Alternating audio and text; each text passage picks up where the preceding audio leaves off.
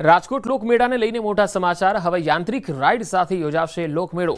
સરકાર દ્વારા મેળાને લઈ નવી એસઓપી જાહેર કરાઈ। ટેમ્પરરી મેળામાં હવે આરસીસી ફાઉન્ડેશન ફરજિયાત નહીં, સોઇલ ટેસ્ટ માન્ય રાખવામાં આવશે। અન્ય નિર્ણયો સ્થાનિક તંત્ર લઈ શકશે તેવું સૂચન કરાયું છે।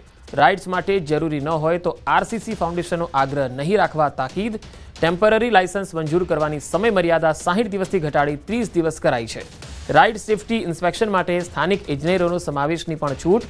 મેળા આયોજકોના પ્રશ્ન મુદ્દે ગૃહ વિભાગમાં બેઠક પછી તાત્કાલિક નવો પરિપત્ર જારી થયો છે।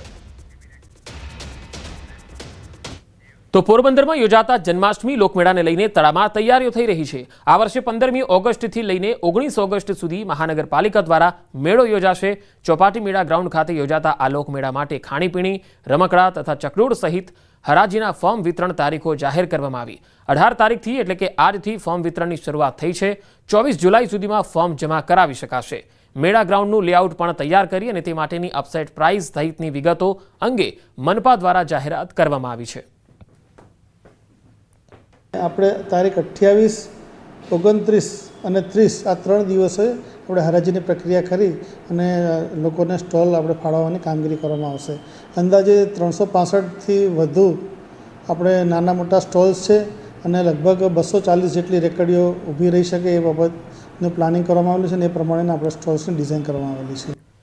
બનાસકાંઠાના ડીસાના મુડેઠાથી ઉમરી રોડના નવીનીકરણની કામગીરીને લઈ ખેડૂતોમાં રોષ વ્યાપી ગયો છે। રોડ નવીનીકરણની કામગીરી દરમિયાન રોડની સાઈડમાં 10 ફૂટના ખાડા ખોદી દેતા ખેડૂતો રોષે ભરાયા। રોડની સાઈડે 10 ફૂટ ઊંડી છારી ખોદી દેતા ખેડૂતો આક્રમક મૂડમાં જોવા મળ્યા। ખેડૂતોએ રોડની કામગીરી બંધ કરાવી દીધી છે। ખાડા ખોદ્યા વિના રોડની કામગીરી કરવા ખેડૂતોની માંગ છે। તેમને પિલર લગાવે છે, મધ્ય બિંદુથી 9 મીટર લગાવે છે, તેની આગળ 2 મીટર જેટલું ખોદાણ કરી નાખેલ છે અને બહુ ઊંડી ખોદાણ કરેલું છે। બેસવો પડે, છોકરાઓ બીજા નિશાળે જતા હોય, કોઈ સાઈડમાં પડી જાય તો તેનો જવાબદાર કોણ રહેશે? ગવર્મેન્ટે 27 કરોડ રૂપિયા માતબર રકમ આપીને રસ્તો બનાવેલા છે, બરાબર।